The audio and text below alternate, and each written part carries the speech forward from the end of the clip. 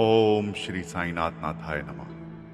सभी श्रोताओं को मेरा प्रणाम एवं हार्दिक अभिनंदन। मित्रों, हम चर्चा कर रहे हैं कौन थे साईं में बाबा की जीवन गाथा की। ये तो सभी जानते हैं कि बाबा से बड़ा डॉक्टर इस दुनिया में कोई नहीं हुआ। बाबा की उदी आज सैकड़ों वर्षों से पूरी दुनिया भर में न जाने कितने रोगों का इलाज करती आई है। और हमारा मानना है कि जब तक ये पृथ्वी रहेगी, बाबा की धुनी इसी प्रकार सुलगती रहेगी और उससे प्राप्त उदी दुनिया भर के लोगों का इलाज करती रहेगी। मित्रों, एक बार शिरडी गांव में हैजा फैला। साईं ने आटे के चूर्ण से हैजे की संक्रामकता दूर की। दीपावली के दिन गांव के बनियों ने उन्हें तेल नहीं दिया तो फकीर ने पानी से ही दिए जला दिए। दासगणों तीर्थ करने प्रयाग जा रहे थे। साईं ने अपने अंगूठे से त्रिवेणी की धार बहाकर उसे शिरडी में ही तृप्ति दे दी। उन्होंने कच्ची चिंदियों की डोर पर लटके झूले पर सोकर दिखा दिया। वे जब चाहते जमीन से पानी निकाल देते। उनकी जब इच्छा होती जमीन से अग्नि का अंगार निकल जाता। उनकी बुद्धि ने लाखों लोगों का त्रिविध ताप मिटाया। 100 साल पहले तक जो फकीर जीवित था उसने दुनिया के सामने यह करके दिखाया था और बिना किसी भेदभाव के सभी का दुख मिटाया था। क्या ऐसा संत 10-5 शताब्दियों में भी पैदा हुआ जिसमें ऐसी क्षमता हो? यह क्षमता सिर्फ किसी परब्रह्म में हो सकती है। साईं सच्चिदानंद स्वरूप थे। वे अध्यात्म की सर्वोच्च स्थिति को प्राप्त कर चुके थे।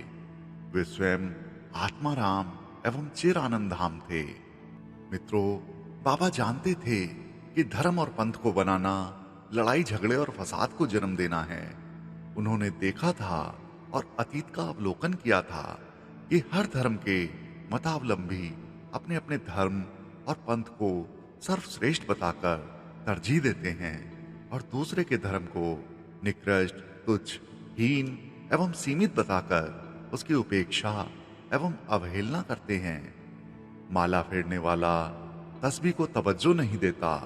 धूप जलाकर आरती करने वाला लोबान के धुएं की इबादत को पसंद नहीं करता। निर्गुण को मानने वाला सगुण को अधूरा बताता है। मूर्ति के सामने सर झुकाने वाला घट घट में बसे ब्रह्म को नहीं देख पाता है। साईं ने इन समस्त मतमतांतरों एवं धार्मिक अंध मान्यताओं को परे रखा और वाद विवाद में उलझना उचित नहीं समझा। अतः उन्होंने न तो कोई धर्म जलाया, न किसी पंथ की स्थापना की और न किसी खास मत की मान्यता आरोपित की। उन्होंने सभी को अपने अपने धर्म में दृढ़ विश्वास बनाए रखने के लिए कहा और सभी को एक दूसरे के धर्म के साथ सद्भाव बनाए रखने की पेशकश की। जहां ऐसा हुआ वहां प्रेम की धारा बही, भाईचारे की भावना बढ़ी और परस्पर सौहार्द विकसित हुआ। मगर जहां ऐसा नहीं हुआ वहां कट्टरता पनपी, दंगे हुए, म्यान से तलवारें बाहर आ गईं और अबोध मासूम लोगों का धरती पर रक्त बहा। हर युग ने धार्मिक सांप्रदायिकता का परिणाम देखा है। हर काल धार्मिक असद्भावनाओं की कटु निष्पत्तियों का साक्षी है। मित्रों, हर धर्म अच्छा है। हर धर्म सत्य, अहिंसा, ईमानदारी, दान, दया एवं ब्रह्मचर्य के सिद्धांतों को स्वीकार करता है।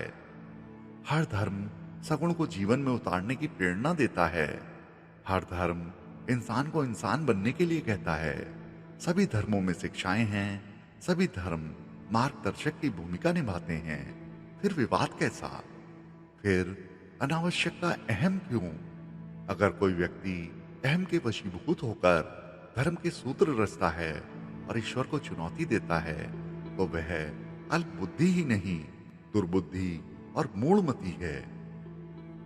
वह किसी की आस्था को ठेस पहुंचाने के अलावा और कुछ नहीं कर सकता। साईं ने कभी नहीं कहा यह मेरा ईश्वर है और वह तेरा ईश्वर है। साईं ने हर ईश्वर, यहां तक कि हर देवी देवता को पूज्य माना और सभी को अपने आराध्य को सर्वप्रथम पूजने के लिए प्रेरित किया। उन्होंने कहा कि सबका मालिक एक है, सभी धर्म एक हैं और सभी धर्मों की मंजिलें भी एक हैं, सिर्फ वहां पहुंचने के पथ अनेक हैं। हर व्यक्ति किसी भी पथ को चुनने के लिए स्वतंत्र है। भारत में किसी भी व्यक्ति को कोई भी धर्म मानने और किसी भी ईश्वर को पूजने के लिए व्यक्तिगत स्वतंत्रता है। वह उसका मौलिक अधिकार है। कोई भी व्यक्ति किसी भी व्यक्तिगत आस्था को आहत नहीं कर सकता। यदि कोई ऐसा करता है तो वह धार्मिक स्वतंत्रता के अधिकार का हनन करता है। मित्रों, ईश्वर और धर्म सबसे ऊपर है। कोई व्यक्ति चाहे कितना ही विद्वान एवं शास्त्र का ज्ञाता क्यों ना हो, वह ईश्वर और धर्म से बड़ा नहीं हो सकता।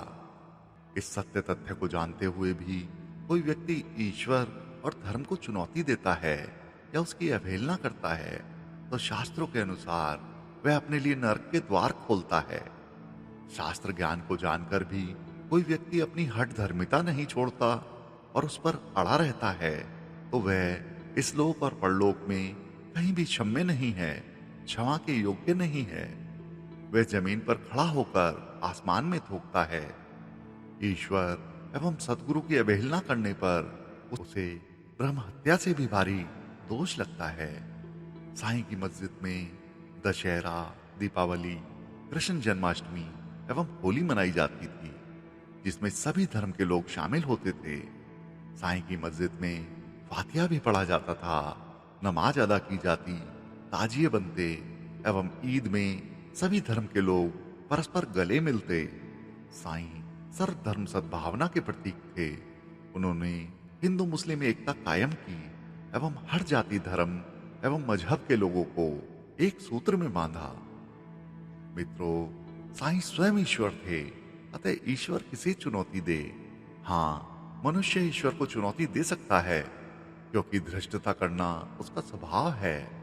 ईश्वर तो प्रेम का बहता हुआ एक विशाल दरिया है, जो मित्र और शत्रु को एक समान मानते हुए सबकी प्यास अपनी अविरल अमृत धारा से बुझाना चाहता है। जिसके हृदय में विश्वास नहीं, सिर्फ तर्क कुतर्क है, वह दरिया के किनारे आकर भी कुछ नहीं ले पाता। व्यर्थ के वितंडावाद खड़े करने के सिवाय वह और कुछ नहीं कर सकता। ईर्ष्या वह मनोविकार है जिसकी चिंगारी ईर्ष्या करने वाले को ही भस्म कर देती है। मित्रों, साईं का सन 1918 की विजयदशमी को निर्वाण हुआ। इसके बाद भी वह अपने भक्तों को देखता है, उसकी करुण पुकार सुनता है और करोड़ों लोगों का भला करता है। साईं की समाधि से आज भी अलौकिक दिव्य शक्ति विद्वान है।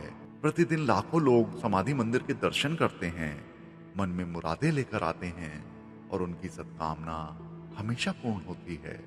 लोग शिरडी की मिट्टी को अपने मस्तक से लगाते हैं और साईं के कण कण में होने का एहसास करते हैं।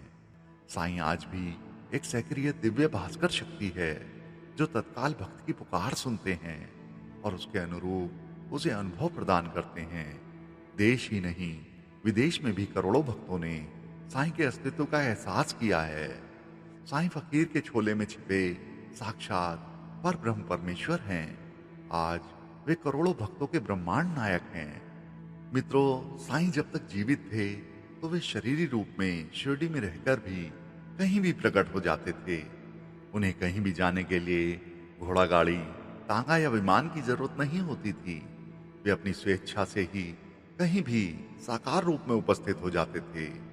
आज साईं नहीं है, पर उनकी दिव्य शक्ति अखिल ब्रह्मांड में व्याप्त है।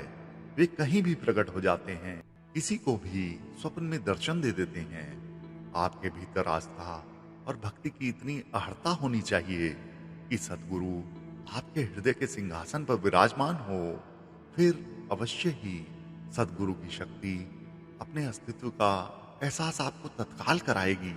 मित्रों, बाबा ने शिरडी आकर 6 दशकों तक जो कार्य किया, वह आज एक स्वर्णिम इतिहास है। उनके महापरायण के बाद भी उनकी दिव्य शक्ति का प्रखर पुंज अखिल ब्रह्मांड में व्याप्त है और इस आभा ने पिछली 1 शताब्दी में हर रोज अनेक नई लकीरें खींची हैं। साईं जन जन की आस्था के दाम हैं। करोड़ों साईं भक्तों का विश्वास उन पर टिका हुआ है और वे किसी भी भक्त के विश्वास को टूटने नहीं देते। आस्था और विश्वास की यह पावन पूंजीभूत मशाल युग युग तक अक्षुण्य जलती रहेगी और सदैव भक्तों का कल्याण करती रहेगी। ऐसे सतगुरु श्री साईनाथ महाराज के चरणों में हमारा बार बार प्रणाम है। मित्रों, आज की कथा में बस इतना ही। बाबा सबका भला करें। ओम साईं राम।